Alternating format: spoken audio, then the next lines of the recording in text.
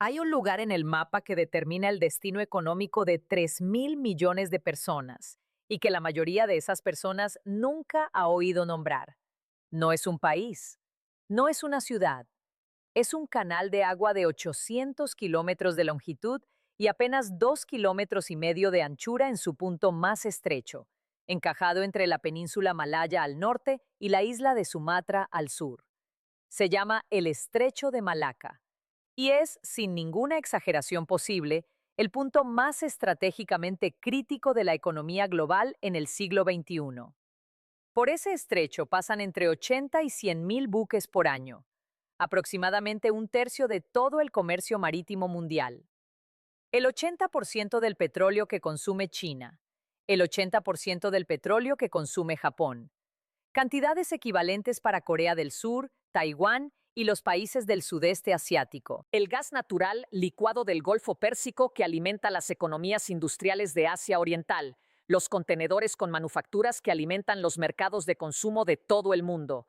Todo pasa por ahí, por ese canal de 2,5 kilómetros en su punto más estrecho. Y China no lo controla, no puede controlarlo, y eso mantiene a sus planificadores estratégicos despiertos por las noches con una frecuencia que ningún documento oficial reconocerá jamás públicamente. Para entender por qué el estrecho de Malaca es el talón de Aquiles de China, hay que entender primero la geografía del problema. China es fundamentalmente una potencia terrestre con ambiciones marítimas. Su acceso al océano está limitado por una serie de arcos de islas que los estrategas americanos llaman la primera y segunda cadena de islas. La primera cadena incluye Japón, Okinawa, Taiwán, las Filipinas y Borneo. Todos estos territorios están bajo control americano, aliados de Washington o en disputa. Para que un buque chino llegue al Océano Pacífico abierto o al Océano Índico, tiene que atravesar o rodear esa cadena. El estrecho de Malaca es la ruta más corta y más eficiente desde el Océano Índico, donde está el petróleo del Golfo Pérsico y el acceso a África y Europa, hasta el Mar del Sur de China y los puertos del este de China, donde está la industria manufacturera. No existe una alternativa de igual eficiencia. El estrecho de Lombok, entre Java y Bali, y el estrecho de Makassar, entre Borneo y Sulawesi, pueden usarse como rutas alternativas, pero añaden días de navegación y consumen significativamente más combustible. En tiempos de paz, eso es un costo económico manejable. En tiempos de conflicto, con cada día de navegación adicional exponiendo el buque a amenazas adicionales, la diferencia puede ser decisiva. El estrecho de Malaca está controlado desde el punto de vista naval por actores que no son China. Singapur, en el extremo sur, es una de las ciudades-estado más ricas del mundo, con una de las marinas más profesionales de la región y relaciones de seguridad profundas con Estados Unidos. Malasia controla la costa norte durante gran parte de la extensión del estrecho. Indonesia controla la costa de Sumatra en el lado sur. Ninguno de estos países está bajo la influencia estratégica de Beijing de una manera que Beijing pueda considerar confiable en tiempos de crisis. Y más allá de los países ribereños está la cuestión del poder naval de proyección. En tiempos de guerra, si Estados Unidos decidiera bloquear el tránsito del estrecho para los buques con destino a China o simplemente amenazara con hacerlo, la capacidad militar americana para ejecutar ese bloqueo es real. La Marina de los Estados Unidos tiene bases en Singapur, en Diego García en el Océano Índico, en la base naval de Yokosuka en Japón. Sus submarinos y aviones de patrulla marítima pueden operar en el estrecho. Un bloqueo del estrecho de Malaca por parte de la Marina americana es técnicamente factible y doctrinalmente contemplado en los escenarios de planificación del Pentágono. Las consecuencias de ese bloqueo hipotético para China serían catastróficas. El 80% del petróleo chino, que normalmente fluye por el estrecho, tendría que encontrar rutas alternativas o simplemente no llegar. Las reservas estratégicas de petróleo de China, que se estiman en aproximadamente 90 días de consumo en el mejor de los casos, se agotarían antes de que cualquier crisis militar pudiera resolverse. La industria china, que consume enormes cantidades de materias primas importadas que también transitan por el estrecho, se vería paralizada. El crecimiento económico, que es la base de la legitimidad del Partido Comunista Chino, se detendría. Esto es lo que los estrategas chinos llaman el dilema de Malaca. Y es la razón detrás de muchas de las decisiones geopolíticas de Beijing que a primera vista parecen excesivas, costosas o provocadoras, pero que tienen una lógica perfectamente coherente cuando se las ve a través del prisma de esta vulnerabilidad fundamental. La iniciativa del Cinturón y la Ruta de la Seda, el enorme proyecto de inversión en infraestructura que China ha desplegado por Asia, África y Europa en los últimos 15 años, tiene múltiples motivaciones: la diplomacia económica, el acceso a mercados, la influencia política. Pero una de sus motivaciones más importantes, quizás la más fundamental en términos de seguridad nacional, es construir rutas alternativas que no dependan del estrecho de Malaca. El corredor económico China-Pakistán es el ejemplo más ilustrativo. Este proyecto de 62.000 millones de dólares conecta el noroeste de China con el puerto de Gwadar en el mar Arábigo, en el suroeste de Pakistán. Si se completa en sus dimensiones plenas, permitiría transportar petróleo del Golfo Pérsico hasta China por tierra y oleoducto, evitando completamente el estrecho de Malaca. No es tan eficiente como el transporte marítimo en términos de volumen y costo unitario, pero ofrece algo que el transporte marítimo por el estrecho no puede ofrecer en tiempos de crisis: la posibilidad de continuar fluyendo aunque el estrecho esté cerrado. El problema es que este corredor pasa por el turbulento noroeste de Pakistán, una región que incluye Baluchistán, donde hay un movimiento insurgente activo que ha atacado específicamente trabajadores e infraestructuras del corredor chino. Pasa cerca de zonas fronterizas disputadas entre India y Pakistán. Requiere la estabilidad política sostenida de un país que históricamente no ha tenido exactamente esa característica, y la distancia total del corredor es de aproximadamente 3.000 kilómetros, toda ella en territorio que no controla China. China también ha desarrollado relaciones portuarias en lo que algunos analistas llaman el collar de perlas, una serie de puertos y acuerdos de acceso portuario que se extienden desde el Mar del Sur de China hasta el Golfo Pérsico, incluyendo instalaciones en Sri Lanka, Bangladesh, Myanmar y Djibouti en el Cuerno de África.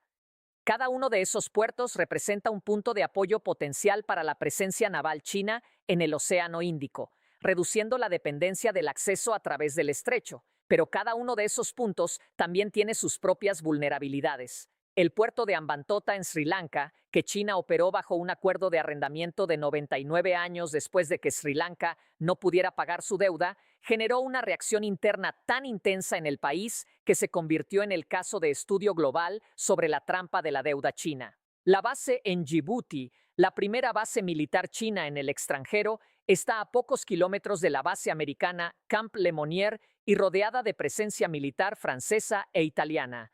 Nada de eso está fuera del alcance de una potencia naval rival en tiempos de crisis. La respuesta naval directa de China al dilema de Malaca es la construcción acelerada de la armada que describíamos antes: portaaviones, destructores, submarinos de ataque, todos orientados a crear una capacidad de disuasión naval que haga demasiado costoso para Estados Unidos intentar ejecutar un bloqueo. Si la Marina china puede garantizar el tránsito seguro de sus buques a través del estrecho, incluso en tiempos de tensión, si puede hacer que la amenaza americana de bloqueo sea creíble solo al precio de una guerra naval a gran escala, entonces el dilema de Malaca pierde su capacidad paralizante. Pero esto también tiene su lógica interna que hace el problema más difícil, no más fácil, de resolver.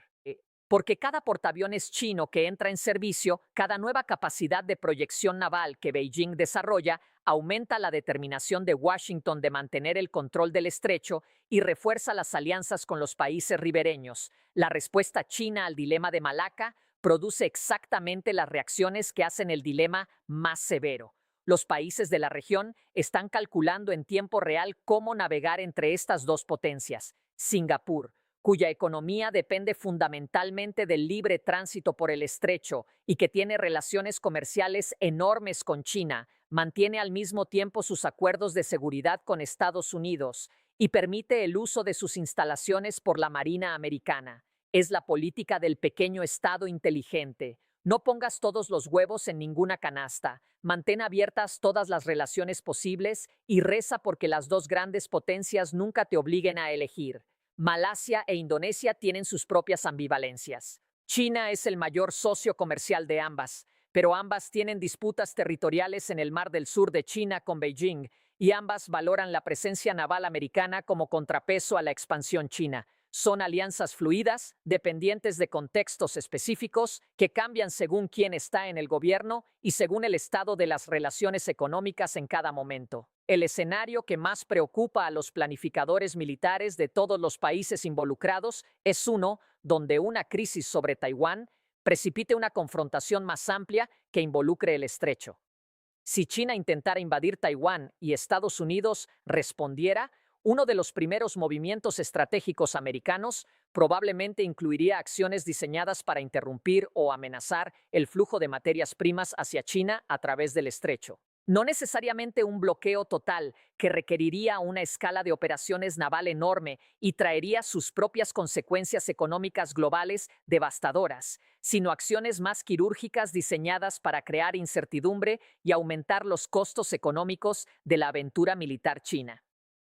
La respuesta china a esa posibilidad está siendo preparada en múltiples dimensiones simultáneas: acumulación de reservas estratégicas, desarrollo de rutas alternativas, construcción naval acelerada para crear capacidad de protección de esas rutas, desarrollo de capacidades de misiles de largo alcance que puedan amenazar las bases navales americanas en la región y desarrollo económico de regiones interiores para reducir la dependencia de las costas que hace al país tan vulnerable a interrupciones del comercio marítimo. Ninguna de estas medidas elimina el dilema fundamental. Solo lo gestiona, solo lo hace más costoso de explotar para el adversario. El estrecho de Malaca seguirá siendo durante décadas el punto donde la vulnerabilidad estratégica más fundamental de China se expresa con más claridad.